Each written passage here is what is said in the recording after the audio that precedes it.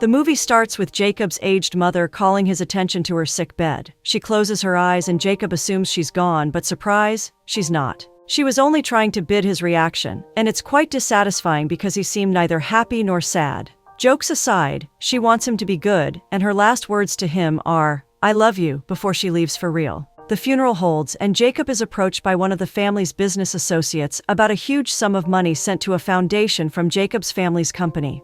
One of the representatives wants to clarify that this wasn't a mistake as the amount was alarming, wondering if the company is on the brink of bankruptcy. Bankruptcy is news to Jacob, but thankfully Jacob's lawyer, Vermeer, comes to his rescue, handling business so Jacob can escape. Jacob returns to his grand estate and wordlessly retrieves a packed bag. He heads out to the estate grounds and sets out to do something he doesn't want the workers to see him doing, yet they keep popping out of nowhere either for rendezvous or hunting. Jacob is trying to take his own life. Strangulation won't work, so he heads back into the house for an alternative. There's a room for rifles, but it currently has 2 workers in it, dutifully cleaning the weapons. Out in the corridor, one of the maids momentarily abandons the vacuum cleaner, and Jacob takes the hose. He goes to the carriage barn with a new plan of poisoning himself with monoxide. So many cars to choose from, but the one he picks keeps having engine problems. Jacob is resilient, and the universe decides to let him have his way. The engine starts, and Jacob picks a symphony to make the process less dreary. Not long after, his chauffeur comes looking for him. "Tough luck, buddy." Jacob aborts his mission to see what Mueller wants. Mueller had seen him with the backpack, and Jacob lies he was on a last inspection of the land as it's up for sale. The news comes as a shock to Mueller, and he appeals to Jacob's sentiments concerning the property and his mother. Jacob has, however, mentally shut down and just wants the conversation to be over with. Mueller lets him be, and he returns to the barn. Jacob takes out the car to a secluded route with the hose still attached. All he wants is solitude, but he's not going to get that. A car comes up front and parks. The chauffeur helps an older man into his wheelchair, and the pair spot Jacob, who isn't sure if he should look away. The older man gives a farewell salute, and the chauffeur wheels him up the hill. A sudden downpour obscures Jacob's vision of the chauffeur dumping the man over the hill like he was no more than a garbage bag. The chauffeur wheels the empty chair back into the trunk and drives off. Jacob, in disbelief, goes to check for the older man over the cliff. Down below are sharp rocks and crashing waves. He never stood a chance. Someone has dropped something, and Jacob picks up the little box. It reads Elysium, advertising a guide that can make final destinations easier. Jacob traces the address on the box to a sophisticated building like any other cooperation. While he speaks to the receptionist, his features are being analyzed by a hidden camera. Jacob returns the box and notices a pile of identical boxes on the counter. He battles with his conscience on what to do next and decides to take his leave. Just then, the receptionist gets a call from the manager, who would like to have a word with Jacob. The receptionist leads Jacob to the elevator, hands him back the box, and propels him forward with a smile. Jacob sees the manager in his office, and the manager tells him what he wants to hear. His agency can assist him to the afterlife with a guaranteed smooth trip. All he needs is Jacob's confirmation that it is indeed why he's come to the agency. Jacob is led to a different room with a pre-recording presentation on what he can expect should the agency take him as a client. In the pre-recording, the manager explains the goal is to make it look like either an accident or a natural cause. Clients are, however, welcome to suggest the route they'd like to take among the several options the agency already provides. Jacob's attention turns to the window, where he sees a woman alight from a car. Unlike him, she strides towards the building with a high sense of resolution. The manager lets Jacob know that there's no turning back from signing the contract. Their most popular option is the natural route. Clients are naturally taken out while in the company of their loved ones. Jacob leaves it up to the agency to decide, so the manager tells him about the surprise route. With this route, clients will be taken out at any time possible, most likely when they least expect it. It sounds like a brilliant offer to Jacob, and he decides to take it. He's a Roman Catholic, so he's taken to a specific floor to choose his coffin. The woman he peeped from the window calls his attention, thinking he's an advisor. She would prefer an eco-friendly coffin. Jacob clarifies he's a fellow traveler and is curious about what route she's chosen to take. She replies she took the surprise offer, and he introduces himself to her. Her name is Anne. An advisor interrupts them, and Anne whispers that clients are not supposed to communicate with each other, as clearly stated in the contract. The advisor asks if they've made a choice or need help making one. Jacob picks one, but Anne has yet to decide. Jacob comes back to the estate in a chirpier mood. He tells Mueller to pay off the staff, including for services they would have rendered for the rest of the year, and send them all packing. Anne also returns to her daily life. The staff are sent packing to Jacob's glee. He fights off the bang of guilt that hits him when he sees Muller's defeated look. He's now the only one in the entire estate. The landline rings and he hurries to go get it. It's Anne on the line. She's used the papers to trace him as he's quite a popular one. She called to check if he'd traveled as it's been 3 days since they met. But well, if he's talking to her, then it certainly means he hasn't. Coffin-wise, she was able to pick one that was eco-friendly. Jacob wakes up on a new day and is rather upset about it. He calls Elysium to find out what the holdup is. The manager reminds him he's taken the surprise offer, so suddenly knowing when he'll leave is a buzzkill. What Jacob can be rest assured about is that his departure has been scheduled already, and he's bound to travel sooner or later. Jacob wants to know when exactly, but that's not going to happen. He's to continue his daily routine and stop thinking so hard about it. Jacob hears footsteps and goes to check out who's around. He runs into Mueller, who's a free man, but chooses to remain in loyal service to the estate. He states he's come back to cultivate the roses in the garden. Mueller sets out when Jacob rushes after him, needing a reminder of what his Friday schedule is like. Mueller says he used to go dancing with his mother, and Jacob decides he'll spend his Friday dancing then. Jacob pops up at the store Anne volunteers in and invites her for lunch and to dance. The shop owner, Marisa, comes in, freeing Anne to spend the rest of her day with Jacob. Outside the shop, Anne wants to know how Jacob found her. He explains he traced her earlier call and thought to just pop up rather than call first because he was afraid she'd turn down his invitation. Sudden intuition tells her he works for the agency and was sent to facilitate her demise. Jacob voices that he's not working for the agency, and she opines that it's only natural for her to have thought they could be part of each other's surprise package. Jacob feels it doesn't matter though, and she agrees. The restaurant is filled with oldies, and Anne is confused as to why they're there. Jacob relays his Friday visits with his late mother. It's been a week since she passed on. He was never compelled to come to the restaurant and genuinely enjoys the atmosphere. Anne was orphaned at a young age and her neighbors adopted her. It was nice of them, but she can't say she feels a solid connection with them. Jacob wants to dance and invites Anne to be his dance partner. She hesitates, and a man comes asking Jacob to take his place with his partner, Johann. With Anne's permission, Jacob goes ahead to tango with Johann. The older man muses to Anne's hearing that Jacob has his flaws, but he's a polite and fine young man. Anne and Jacob take a stroll. Anne asks Jacob if he's thought of their destination of travel. She calls it the next level, a better level. For her, life on Earth is a level that has so much to offer, but she's never been able to make the best of it. She's positive that things in the afterlife would be much better for her. She's a Buddhist, so she can't end her own life, and that's why she consulted the agency to do it for her. Saying that out loud makes her feel crazy, but Jacob is the last person to judge. He gets an epiphany to wait in the heart of the juncture, because he believes it's finally time. Anne joins him, holding his hand. A truck with a failed brake is heading their way, but at the last minute, the driver swerves and ends up in a ditch. The police and an ambulance stream in, and the pair take their leave. Anne acknowledges the surge of adrenaline she feels and asks Jacob if he felt it too. He conveys that he doesn't really feel much. There's always been a barrier between him and proper emotions. It's why he chose to travel, tired of experiencing life with such a stoic demeanor. Jacob drops Anne off, thanking her for an eventful day. It would have been nice if the truck sent them to the afterlife together, but since that didn't happen, he can only wish her well in advance for when it's finally time. They might likely never encounter themselves on Earth again after now. Anne affirms and bids him farewell, calling out to him to drive carefully, or not, since they're looking for every means possible to travel to the afterlife. Jacob wakes on a new day. Over breakfast, he hears the news that there was a mysterious explosion in Anne's neighborhood that strangely only affected one apartment. Jacob drives there and meets a gathered crowd, including firefighters and men from Elysium retrieving the corpse to put in their signature black car. He doesn't want to get too close to the crowd to search for Anne, so he uses the sidestep of his car to give him an elevated view. He spots her and trips off the sidestep. She hears the sound and turns, seeing his car.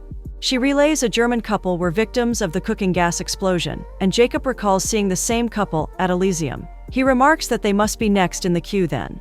Anne asks why he's come, and he fumbles about wanting her to see his car collection. She can barely contain the awe on her face as he drives through his lavish estate.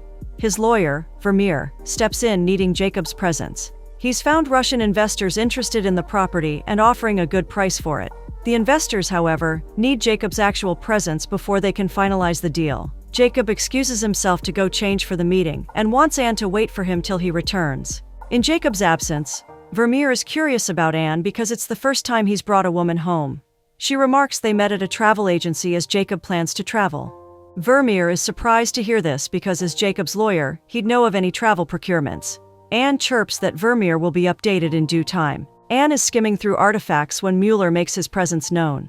They introduce themselves and Mueller offers to show her around. The house is spotted with paintings of Jacob's lineage. Jacob's grandfather had 12 sons and 7 have lived in the estate. Elizabeth, Jacob's mother, married in her late 30s, and her marriage was almost perfect. Jacob's father was a sailor and built a yacht to travel the world with his son. Jacob was 4 at the time and looked forward to the trip. His father stepped out one day with the yacht, and it was the last the household saw of him. Jacob has been stoic and unreactive ever since. His mother tried her best to help him out, anything to revive the boy's spirit, but they were all fruitless attempts. Vermeer and Jacob arrive at the venue for the meeting. He's introduced to the buyer, Julia, and her associates. The plan is to turn the estate into a cosmetic surgery center for skin rejuvenation. Jacob finds the idea quite ridiculous as Julia and her associates are already quite aged. Vermeer would prefer Jacob doesn't screw this up, and Jacob goes ahead to sign the papers. Part of the contract, however, is that the buyers have 48 hours to inspect the property and see if it meets their requirements. At that time, Jacob has a right to refute the deal. Jacob returns home and finds Anne in the carriage barn, mesmerized by the fleet of cars. It's astonishing that they'll all be sold quite soon. Jacob proposes that she can pick a car and take them for a spin. Her knowledge of cars is superb, and she explains it's because she grew up wanting the attention of her brothers. She takes the wheel, and might just be cast in the next Fast and Furious movie with those driving skills. They stroll out to the coast and take their seat on the sand, steps away from the vast sea. At Anne's request, Jacob says he'd like to spend his possible last day on Earth dancing.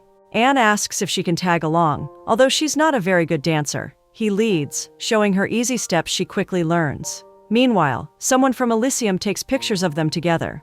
Jacob meets Mueller tending to his garden, picking out weeds from his wife's gravesite. Jacob wants to talk and Mueller goes about making soup for them first. Jacob asks Mueller about how he felt when he first saw Alina, his late wife. For Mueller, it was an unexplainable feeling. Jacob opens up about almost getting run over by a truck. It's the first time he's felt any emotions in a long while. He felt fear. Mueller infers that it could be fear of losing something. He comments that's good, but we have no idea if he's referring to the soup or Jacob's turnover. Jacob calls Vermeer to instruct him to add Mueller to the will and add a clause that prevents his garden from being converted to a hot tub. Meanwhile, Mueller stumbles on the Jacob's Elysium box. Anne is all prepared for their day out dancing, but Jacob asks that they branch off somewhere first. He arrives at Elysium and tells Anne she should wait in the car while he goes to confront Jones, the manager, about the delay in their travels. He expresses he can't take the suspense any longer and will insist Jones puts an end to them that day. When he gets there, it's a different story. The dude wants the mystery date pushed back. He wants more time. Jones refuses to take him seriously. Jacob's just having cold feet, which is perfectly normal for such an impactful journey. The thing is, aiding people in kicking the bucket isn't exactly lawful or moral, so all clients that take the deal need to be permanently silenced so the agency doesn't get ratted out. Jacob confesses he's met someone special, but Jones already knows that. He's received the photos. He decides he'll meet his associates and see what can be done about Jacob's case, and Jacob is happy to hear so. Jacob is pacing the office in Jones's absence when he glimpses the CCTV footage of Jones handing 2 of his henchmen guns. Jacob quickly escapes through one of the doors and ends up in the coffin room. The 2 henchmen aren't happy about the situation, but it's happened before. One gets the idea to split up. He'll check Jones's office while the other checks the coffin room. Jacob is caught trying to push one of the coffins off the stand. Why? Probably to block the elevator doors. Too bad he's no Hulk Hogan because the casket barely budged. The man, keeping the gun concealed, asks Jacob to come downstairs with him. Jacob gets in the elevator but bolts out before it closes shut. The man is forced to shoot, but the bullet misses. Jacob takes cover while the man apologizes that things have taken this turn. He thinks Jacob is hiding in the coffin he chose on his earlier visit, and shoots severally at it to end Jacob. A coffin from above flattens the man, revealing Jacob's hideout. Jacob fires the first shot when the second guy comes looking, and it's so unreal that he drops the gun in shock. With no time to waste, he rushes back to the car where Anne is still waiting, and he can say he's successfully gotten Jones to make sure they're terminated immediately. Anne has no idea what's going on, even more confused when Elysium's van starts tailing them and 2 other henchmen start shooting. She asks Jacob to let her take over the wheels, infuriated because shooting at clients is against the rules. She switches seats with Jacob. all the while upset and ranting about how Elysium has breached their contract. She has a karma reputation to maintain, and a violent means would stain it. As for her driving skills and getaway, top-notch. She swerves and turns until they end up in a garage. Jacob tries to explain it's his fault her karma will be stained, but she shuts him up before he can come clean. She buckles up, and he knows to do the same, especially after she apologizes up front for what's about to happen to his car. The Elysium van takes a violent hit from the side, and then both Jacob and Anne make the rest of their escape down the garage steps on foot. They steal a minivan, and Jacob tells Anne he's the reason they've just had a chaotic afternoon. Anne still thinks it's because he told Elysium to hurry up the process, but Jacob states on the contrary, he'd asked them to postpone. He admits he's been having doubts since the previous day, and she admits so has she. They both decide traveling isn't totally off the table, but it's been put off in the meantime. They book a hotel room as their homes will be a target. Jacob is in the bathroom freshening up while Anne goes through TV stations. She settles on a classic dance channel, and Anne is moved to dance. Jacob wants to dance with her, but she notices he has a gash on his leg, a result of her earlier driving. She tells him to wait while she goes to get ice for the injury. Stepping out of the hotel room gets her kidnapped by two of Elysium's henchmen. They toss her into a pile of garbage bags, and Anne sees there are a total of 4. There's an extra surprise. Jones came as well. Anne refers to Jones as Dad, and the pieces start coming together. The 4 henchmen are her brothers. All 5 siblings are basically assassins who take out clients in due time. Jacob is Anne's client, but she keeps stalling his demise. Jones wants to know why, and Anne starts pointing fingers. Her brothers have accusations of their own, and it turns into a full banter until their father silences them. He preaches to them to get it together and stop turning the company and their service into a circus. Anne defends that she knows what she's doing and believes there's no hurry to take out a client. The client should feel at ease first. One of her brothers, Kurama, says they should have never adopted her. The father and the other brothers make him apologize, and she punches him in the face. Meanwhile, Jacob goes about dancing with himself. Jones demands Anne must complete her task by noon of the following day. Jacob is fast asleep when Anne returns. She tears up as she goes to the bathroom to load a revolver. Jacob finds her, but she's quick enough to hide the gun. She lies, she couldn't find ice, and he suggests they hide out at his family's hunting grounds. They can leave in the morning. They turn in for the night, and Anne is struggling to sleep when Jacob asks her to read his palm. He divulges he's never cared for the future, but he's now curious as to what it might hold. Anne is in no mood for that, but she soon loosens up, and they both goof around until they realize the atmosphere is thicker. Romance is definitely in the air. The pair resist a much-expected kiss, opting instead to keep their hands to themselves and call it a night. The next day, they're at the hunting grounds that house an abandoned cabin. Jacob used to come with Muller to the grounds to fish. It starts to rain, and they race each other to get their supplies out of the minivan. Jacob picks a box that gets soaked with rain, spilling its contents. Anne's gun falls out, and he slowly starts to realize she's in cahoot with Elysium. She takes the gun from him, but he acts fast, running past her and locking himself inside the cabin. On second thought, he decides Anne can just go ahead and pull the trigger, or he'll do it himself. He reaches out for the gun, but she twists his arm away from it. Indoors, she apologizes for lying to him. Technically, she was honest about her background, feelings, and emotions included. Jacob expresses anger, and Anne realizes he's not so stoic anymore. Emotions are coming back to him. Jacob counters that he's not angry, but he yells and kicks stuff like an angry person would. She starts to reference their previous night, but Jacob lashes out about it being a total mistake.